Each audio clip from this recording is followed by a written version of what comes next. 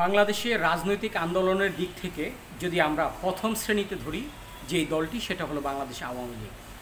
শুধুমাত্র আজকে তা নয়, মিনিমাম এই অর্থাৎ 1971 সালের পরে যতবার এই আওয়ামী লীগ সরকার এই বাংলাদেশের আপনার বিরোধী দলে ছিল, কোনো সরকারি দলেই এই আওয়ামী লীগের হরতাল, মিছিল, মিটিং, বিভিন্ন জায়গায় আক্রমণ থেকে কেউ রেহাই পায়নি। ঠিক একই ঘটনা গত কয়েকদিন আগে যে এনসিপির নেতারা 1 মাস কর্মসূচি, তাদের পদযাত্রার যে কর্মসূচির একটি অংশ ছিল গোপালগঞ্জে। এই গোপালগঞ্জে যখন তারা প্রবেশ করবে সেই মুহূর্তে এই আওয়ামী লীগের প্রায় 30 থেকে 40 হাজার নেতাকর্মী সেখানে ঝাঁপিয়ে পড়েছিল এই এনসিপি নেতাদের উপর। কিন্তু দেশে একটা আইন রয়েছে, এই আইনের পরিপ্রেক্ষিতে বাংলাদেশ সেনাবাহিনী, পুলিশ, বিডিআর, র্যাব সহ প্রত্যেকটা প্রশাসনিক যারা কর্মকর্তা কর্মচারী ছিল সবাই সেখানে উপস্থিত ছিলেন। এই বাধা ঠেকাতে গিয়ে যখন দেখলেন যে আওয়ামী লীগের নেতাকর্মীরা পুলিশকে ঘেরাও করে রেখেছে, যে কোনো মুহূর্তে একটা এই আক্রমণাত্মক একটা বিষয় হয়ে দাঁড়াবে, তারা যেহেতু তাদের হাতে ঢাল তরোয়াল সব কিছু রয়েছে। আমরা যেই বিষয়টা সবচাইতে লক্ষ্য করেছি যে 1971 সালের মুক্তিযুদ্ধের সময় যেভাবে এই দেশের মানুষ মুক্তিযুদ্ধ ঝাঁপিয়ে পড়েছিল, ঠিক এরকম একটি যুদ্ধের যে আক্রমণাত্মক যে একটা বিষয় হয়ে দাঁড়িয়েছিল সেই গোপালগঞ্জে, এই বিষয়টা কিন্তু আমরা এই কয়েক ঘন্টায় সেই বিষয়টা খেয়াল করেছিলাম।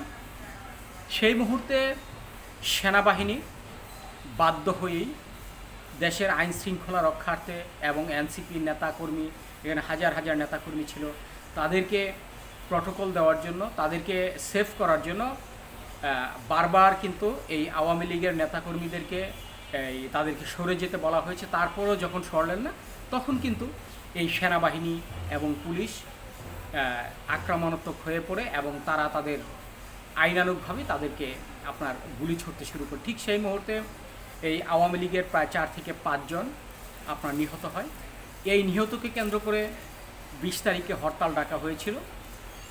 আপনারা দেখেছেন আসলে আওয়ামী লীগের হরতাল এমন একটা হরতাল, যেই হরতালে আসলে এই মানুষ রাস্তায় দাঁড়াতে পারে না। সেই বিষয়টা আমরা 1971 সালের পরে, অর্থাৎ আমি যখন বয়স হয়েছে বুঝতে শিখেছি, তখন থেকেই এই আওয়ামী লীগের বিভিন্ন যে আপনার হরতাল, মিছিল, মিটিং, অবরোধ, এই বিভিন্ন যে কর্মকাণ্ডগুলো অত্যন্ত শক্তিশালী হয়। আর তারই পরিপ্রেক্ষিতে এই 20 তারিখে যে হরতাল পালন হয়েছে, হরতাল ডাকা হয়েছিল।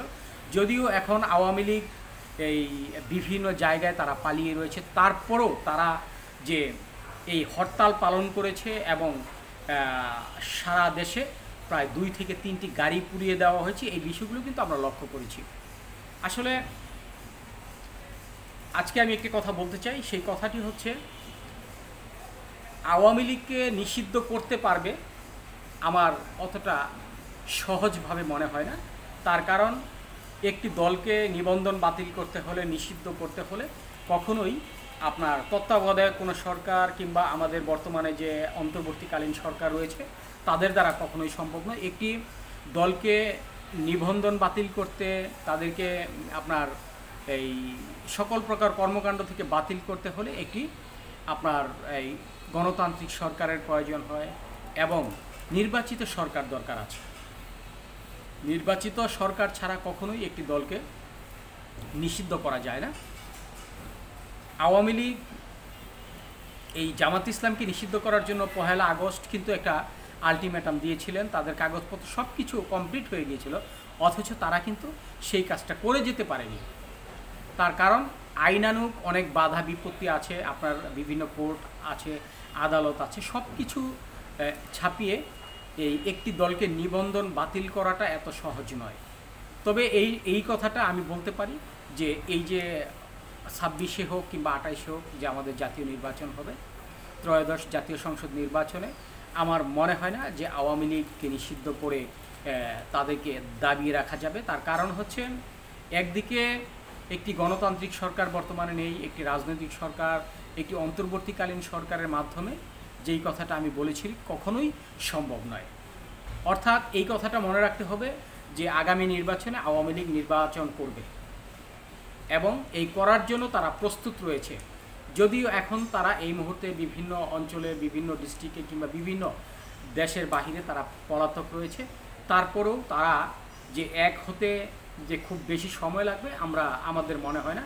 তার কারণ আপনারা যদি ফেসবুক, ইউটিউব এবং ইনস্টাগ্রামের দিকে ফলো করেন তাহলে দেখবেন তারা যে সুসংগঠিত করার জন্য প্রত্যেকটি দলের নেতাকর্মীদেরকে তারা কিন্তু একত্রিত হওয়ার চেষ্টা করছে।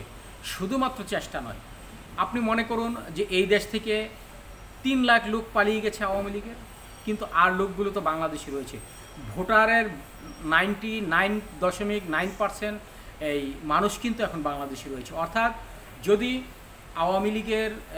আওয়ামী লীগ নির্বাচন করতে পারে তাহলে যেমন অন্যান্য দলের জন্য একটা ভয়ঙ্কর বিষয় হয়ে দাঁড়াবে। তার কারণ আওয়ামী লীগ এই দেশের প্রথম বৃহত্তম একটি দল, যেই দলটি প্রায় 33 থেকে 34% ভোটে তারা নির্বাচিত হয়। যেহেতু এই মুহূর্তে বিএনপি এবং এনসিপি, জামাত, এই 3টি দলের কিন্তু মুখোমুখি একটি অবস্থান। এই মুখোমুখি অবস্থানে কিন্তু আসলে যে বিরোধী দলটা সেটা কিন্তু শক্তিশালী হয়ে যায়। কারণ এই ভোটগুলো যখন 3টি ভাগে বিভক্ত হবে, কিন্তু আওয়ামী লীগের ভোটগুলো কিন্তু বিভক্ত হবে না, তারা কিন্তু একত্রিতই রয়েছে। যার কারণে আমরা মনে করি যে এখন আওয়ামী লীগকে ফেলে দেওয়াটা এত সহজ নয় এবং আওয়ামী লীগের নেতাকর্মীরা যে উৎপেতে আছে, যে কোনো মুহূর্তে তারা দেশে ফিরে আসবে এবং এদেশে একটি সুস্থ এবং স্বাভাবিক নির্বাচন হলে আওয়ামী লীগের আসনও যে খুব কম পাবে এটাও কিন্তু নয়। যার কারণে এখন একদিকে যেমন আওয়ামী লীগের বিভিন্ন নেতাকর্মীদের ভয়ে বিএনপি কিছুটা এখনও কোণঠাসা হয়ে রয়েছে। তার কারণ আওয়ামী লীগ বাংলাদেশে প্রথম বৃহত্তম একটি দল, এই দলটিকে আপনি একেবারে ফেলে দিবেন অন্তর্বর্তীকালীন সরকার, এনসিপি কিংবা বিএনপি, কোনো দলেই এই দলটাকে একেবারে ফেলে দেওয়ার মতো কোনো সুযোগ নেই। এই দলটি যে কোনো মুহূর্তে বাংলাদেশে আবারও প্রবেশ করে আবারও পুনর্বাসিত হতে তারা চেষ্টা করবে। আর যার কারণে আমাদের এখন বর্তমানে যে অন্তর্বর্তীকালীন সরকার রয়েছে, এই সরকার যদি এই আওয়ামী লীগের সকল প্রকার কর্মকাণ্ড কিংবা নিবন্ধন বাতিল না করতে পারেন, তবে ভবিষ্যতের জন্য তাদের ভয়ানক একটি অবস্থান আমাদের পিছু ছাড়বে না। তার একটি কারণ আপনারা দেখেছেন যে এনসিপি তাদের বিভিন্ন জায়গায় তাদের যে কার্যক্রম, তাদের যে মিছিল, মিটিং, সভা, এই সভায় কিন্তু এতদিন কোনো হামলা হয়নি, এতদিন কোনো প্রকার হামলা হয়নি। এখন কিন্তু আপনারা দেখতেই পাচ্ছেন যে গোপালগঞ্জে হামলা হয়েছে, ফরিদপুরে হামলা হয়েছে এবং শেষে যে হামলাটা হয়েছে সেটা বিএনপির যেটা ঘাঁটি সেটা হলো চট্টগ্রামে আপনার যেটাকে বলা হয় চকরিয়া, কক্সবাজারের পাশেই এই চকরিয়াতে কিন্তু বড় ধরনের একটি হামলার আশঙ্কা ছিল এবং হামলা হয়েও ছিল, কিন্তু এই আপনার অল্পের জন্য বেঁচে গেছে এনসিপি। এখন এনসিপিকে যদি প্রটোকল না দিতে পারে এই অন্তর্বর্তীকালীন সরকার, যেমন ভয়ানক একটি বিষয় অবস্থা আপনার সামনে দাঁড়িয়ে রয়েছে। অন্যদিকে আওয়ামী লীগ যদি কোনো প্রকারে এই দেশে আবারও বাংলাদেশে এসে তারা আবার নির্বাচনের জন্য প্রস্তুত হয়, তাহলেও ভয়ানক একটি বিষয় দেখা যাবে যে এই আওয়ামী লীগের নেতাকর্মীদের যে সাহসিকতা, তাদের যে দাম্ভিকতা, তাদের যে আপনার রাজনৈতিক কৌশল, এই কৌশলগুলোকে পিছনে ফেলে অন্তর্বর্তীকালীন সরকার কতটা সামনে এগিয়ে যেতে পারবে কিংবা দেশে একটি সুস্থ নির্বাচন দিতে পারবে, এটা কিন্তু এখন প্রশ্নবিদ্ধ। যার কারণে এখন বর্তমানে এই এনসিপি, জাতীয় party, Awami League, NCP, BNP এবং জামাত, এই 3টি দল যদি কঠোর অবস্থানে না থাকে আওয়ামী লীগের বিপক্ষে, তাহলে আওয়ামী লীগ যে কোনো মুহূর্তে এই দেশে আবারও আসতে পারে এবং এসে এই তাদের যে গণতান্ত্রিক অধিকার রয়েছে, যেহেতু এখন পর্যন্ত তাদেরকে নিবন্ধন বাতিল করা হয়নি, তারা কিন্তু নির্বাচনের জন্য প্রস্তুত নেবেন। তার কারণ আওয়ামী লীগ কিন্তু কোনো জামাতের নেতা নয় কিংবা বিএনপির নেতা নয় যে তারা ভয় পেয়ে কোণঠাসা হয়ে পড়বে। আপনারা দেখতেই পাচ্ছেন যে এত কিছু হওয়ার পর তাদেরকে এই আপনার বিভিন্ন হামলা মামলা দিয়ে তারপরেও কিন্তু আওয়ামী লীগের কর্মকাণ্ড ঠেকিয়ে রাখতে পারছে না এই অন্তর্বর্তীকালীন সরকার। আপনারা দেখেছেন যে তাদের হরতাল মানেই ভয়ানক একটি বিষয়। জ্বালাও পোড়াও বিভিন্ন দাবিতে তাদের ভাঙচুর সেটা অব্যাহতি রয়েছে। এই গত 20 তারিখে এই আপনার যে বাস পুড়িয়েছে এবং বিভিন্ন জায়গায় আগুন ধরিয়ে দিয়েছে, এই বিষয়গুলো কিন্তু আমরা লক্ষ্য করছি। ধন্যবাদ, ভালো থাকবেন, সুস্থ থাকবেন, নিরাপদ থাকবেন।